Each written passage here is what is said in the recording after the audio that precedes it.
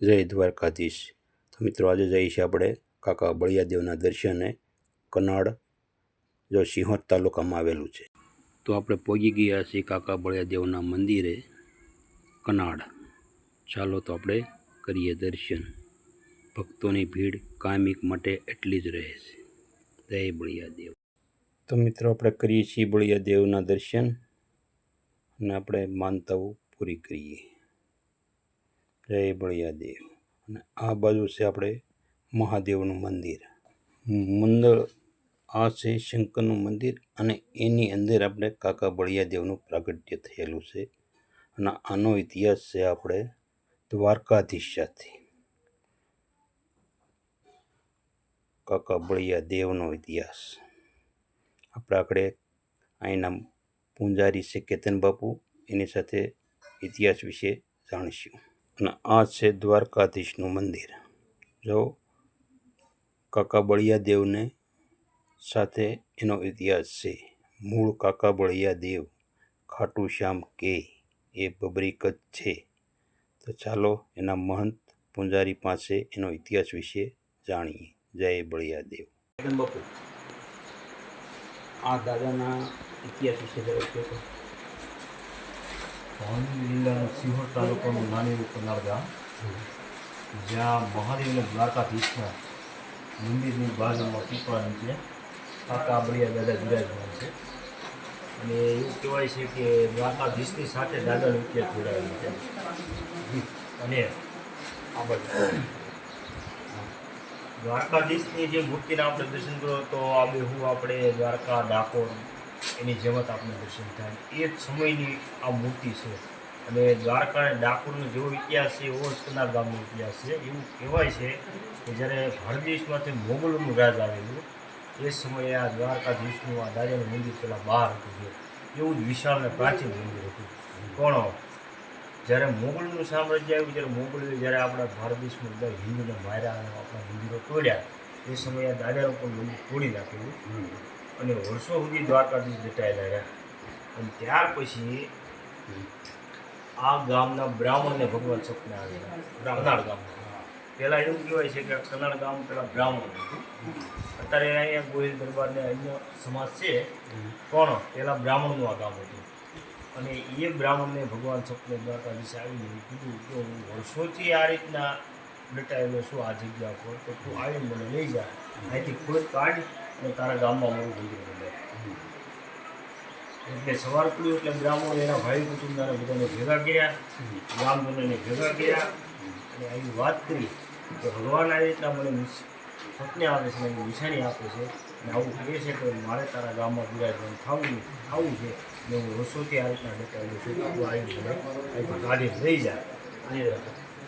અને ત્યાર પછી બ્રાહ્મણો બધા હળી મળીને એ સમયમાં વાહન વ્યવસ્થા નહોતી એટલે ઘોડા અને ગાડા લઈ ગયા. ભગવાને જે નિશાની આપી હતી ત્યાં જઈ અને ખોજ્યું તો દ્વારકાધીશને મૂર્તિ નીકળી. અને ત્યાર પછી બ્રાહ્મણો ભીની પછડીએ પગપાળા ઉઘાડા પગે ગૌમૂત્રને ગંગાજળનો આગળ છટકારો કરતાં કરતાં ભગવાનને ડોળીની અંદર લાવેલો. ત્યાર પછી કનાડ ગામમાં લાવ્યા પછી આ મંદિરો બંધાયા. અને મંદિરો બંધાયા પછી એવું થતું કે ભગવાનનું મંદિર બંધાવી સ્થાપના તો કરી નાખી, પણ સમય જતાં દ્વારકાધીશની મૂર્તિ અદૃશ્ય થવા મળી. ભગવાન બિહારે સિંહાસન ખાલી થઈ જાય. આપણે આ મંદિર દ્વારકાધીશ. હા. અને બ્રાહ્મણો એને જોયું તો સિંહાસન ખાલી હોય, ભગવાન હોય નહીં, પોતે તો જડે નહીં. રાતે એ જ ભગવાન રાતે એ જ બ્રાહ્મણને પાછા સપને આવે અને એવું કહે કે હું આ રીતના આ જગ્યાએ ડુંગરમાં છું, કાલ આવીને મને લઈ જાય છે. એટલે સવાર પડે એટલે પાછા બ્રાહ્મણો જાય, ભગવાનને નિશાની આપી ત્યાં જાય તો ભગવાન દ્વારકાધીશની મૂર્તિ હોય ત્યાંથી લાવે અને ત્યાર પછી પાછા ભગવાનને મંદિરમાં બિરાજમાન કરે. આવું વારે વારે થયું અને વારે વારે ભગવાન મંદિરમાંથી લઈ આવ્યા. એટલે આ ગામના બ્રાહ્મણો એટલા બધા કંટાળી ગયા કે એક સમય એવો આવ્યો કે ભગવાનના સિંહાસનની બાજુમાં લોખંડની કોસુવાળા કડા ધરબી દીધા અને ભગવાનને હાકડે બાંધી દીધા અને દરવાજે પણ તાળા મારી દીધા. અને આરતી પૂજા એ સમયમાં બહારથી થવા મળ્યા. પણ સમય જતાં એવું થયું કે ભગવાનને બાંધ્યા હતા તોય ભગવાન રિયા ગયા. અને બ્રાહ્મણો એવું જોયું કે સિંહાસન ખાલી. અને ત્યાર પછી બ્રાહ્મણો બહુ ચિંતામાં આશ્ચર્યમાં પડ્યા કે હવે આનું શું કરવું, કે હવે તો આપણે એને આગળ બાંધ્યા, દરવાજે તાળા માર્યા, છતાંય ભગવાન રહ્યા નહીં અને વિયાઈ ગયા. અને જેમ વિયા જાય ને રાતે પાછા ભગવાન સપને આવે એ જ રીતે પાછા બ્રાહ્મણને સપને આવીને એવું કીધું કે હું આ જગ્યાએ છું, તું મને લઈ જાય છે. એટલે બ્રાહ્મણો એ સમયે કંટાળી ગયા હતા એટલે ભગવાનને આજીજી કરી એવું બોલ્યા કે પ્રભુ તમારી લીલા હું છે સમજાતી નથી. પહેલાં તમે એવું કહો છો કે હું વર્ષોથી આ જગ્યા ઉપર દટાયેલો છું કે તું મને આવી લઈ જા અને તારા ગામમાં મંદિર બંધાય. જ્યારે અમે રહેતા નથી તો હવે આજીવન અહીંથી ન જ આવે એવો કોઈ વસ્તુ નિવારણ અમને બતાવો. ત્યારે ખૂબ બ્રાહ્મણો પકડ્યા ત્યારે ભગવાન દ્વારકાધીશ એવું બોલ્યા કે હું અહીંથી જાઉં નહીં આજીવન, પણ હું કહું એ પ્રમાણે તમે કરો તો ન જાઓ.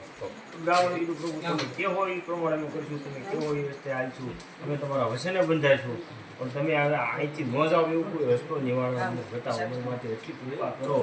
ત્યાર પછી ભગવાન એવું બોલ્યા કે હું આ જગ્યાએ છું, તું મને લઈ જાય છે, હવે મારી સ્થાપના ન કરતો, મારી મૂર્તિને આમ નામ સિંહાસનમાં કરી મૂકી દે છે. અને શ્રાવણ મહિનાની જે ગોકુળ આઈટમ જન્માષ્ટમી આવે ત્યારે મારી મૂર્તિને ઉચકીને બહાર લાવજે, પછી સ્નાન કરાવી, જેનો લગાડી ભગવાનને ઋષિ કાઢીને પાછળ સિંહાસનમાંથી બિરાજવા કરજે. દ્વારકાધીશે બ્રાહ્મણોને કીધું. બ્રાહ્મણોને ભગવાન બી એકબીજાના વચ્ચે બંધાવ્યા અને ત્યાર પછી બ્રાહ્મણો જ્યાં ભગવાન હતા ત્યાંથી લઈ આવ્યા અને સિંહાસન માથે બિરાજમાન આમનામ કરી દીધા. સ્થાપિત ન કર્યા, બિરાજમાન. હા. અને ત્યાર પછી આઠમ આવે એટલે ભગવાનની મૂર્તિને ઉચકીને આ પીપળા જે કાકાબળિયા ગાદા બેઠા છે ત્યાં પીપળાના થડ નીચે ત્યાં ભગવાનને તાંબાના ત્રાસની અંદર લાવી અને બિરાજમાન કરી પંચામૃતથી સ્નાન કરાવી, ઘીનો લેપ લગાડી ઋષિ કાઢીને પાછા સિંહાસનમાંથી બિરાજમાન કરવા મળ્યા. ત્યાર પછી ભગવાન જાતા બંધ થઈ ગયા. બ્રાહ્મણો અને ભગવાન બે એકબીજાના વચને બંધાણા અને બ્રાહ્મણો એક પરંપરા ચાલવા મળ્યા. ત્યાર પછી ભગવાનને કોઈને સાંકળે બાંધવામાં આવ્યા નહોતા, પણ વર્ષો સુધી સાંકળો હતી.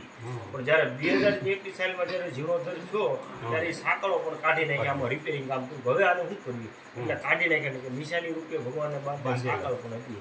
અને કાકાબળિયાની આપણે વાત કરીએ તો એ જ સમયે જ્યારે દ્વારકાધીશ આવેલા ત્યારે કાકાબળિયા પણ આવેલા છે, અથવા કોઈ બ્રાહ્મણને અહીંયા દાદા બેહાડ્યા હોય અથવા અહીંયા સ્વયંભૂ પ્રગટ થયા હોય, આ દાદાની કોઈ ખબર નથી.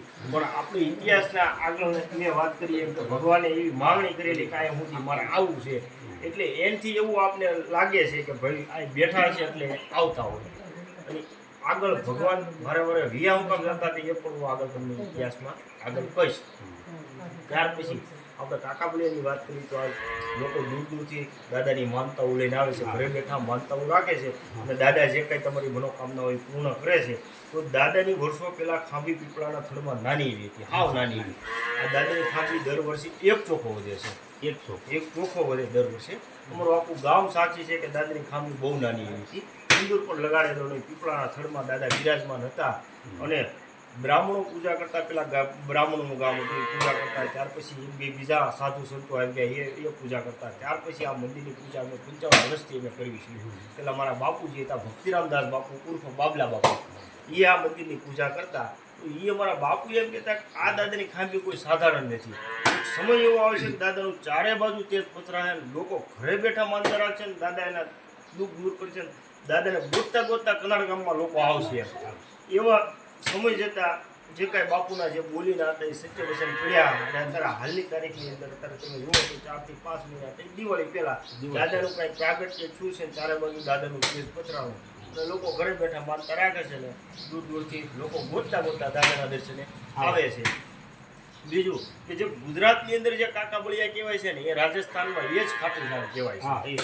હા, બબરી. તો જો આપણે રાજસ્થાનમાં જઈએ ને તો ભગવાન કૃષ્ણ સાવરિયા શેઠ તરીકે અહીંયા બિરાજમાન છે અને ખાટુશ્યામ તરીકે કાકાબળિયા દાદા બિરાજમાન છે.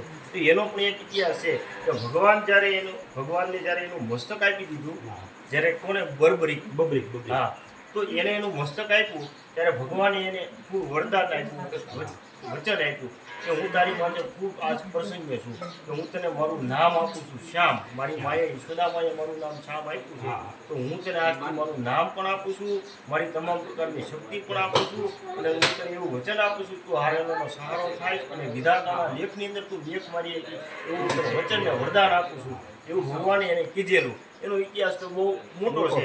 પણ આપણે રાજસ્થાનની અંદર જાવી ત્યાં સાવરિયા શેઠ તરીકે ભગવાન કૃષ્ણ છે અને કાકા બળિયા એટલે ખાટુ શ્યામ તરીકે ખાટુ શ્યામ ભગવાન તરીકે ખાટુ શ્યામજી છે. તો અહીંયા પણ એક સાથે બે છે. હા. એટલે અહીંયા કાંઈ પણ તમે જે કાંઈ ભગવાન કાકા બળિયા દાદા પાસે કાંઈ મનોકામના તમારી માગો અથવા તમારી પૂરી થઈ હોય તો ફરજિયાત દ્વારકાધીશ પાસે તમારે જઈ અને દાદાનું પ્રણામ કરી અને ધન્યવાદ દાદાને કરવાના.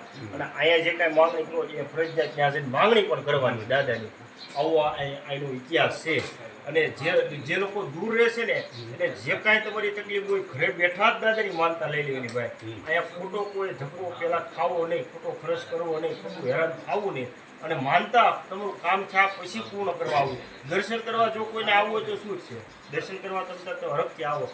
પણ જો કોઈ હેરાન થયું હોય, આ સમયમાં હેરાન થતું હોય, દવાના ખર્ચા હોય, એ રીતના હેરાન હોય તો ખોટી રીતે કોઈ ખર્ચા કરવા નહીં અને ખોટો ધક્કો ખાવો નહીં. ઘરે બેઠા દાદાની માનતા રાખો એટલે દાદા સ્વીકારે છે, ત્યાંથી તમને મટાડે છે. અને માનતા પૂરી કરવા અહીંયા આવવું પડશે. તમે માનતા રાખો તો તમારે આવવાનું, બીજા માટે તમે માનતા રાખશો તો એને સાથે લઈને આવવું પડશે. જય કાકા બળિયા, જય કાકા બળિયા. તો સરસ મજાનો કેતન બાપુએ કાકા બળિયા દેવનો ઇતિહાસ કીધો છે. ચાલો આપણે બેસીએ.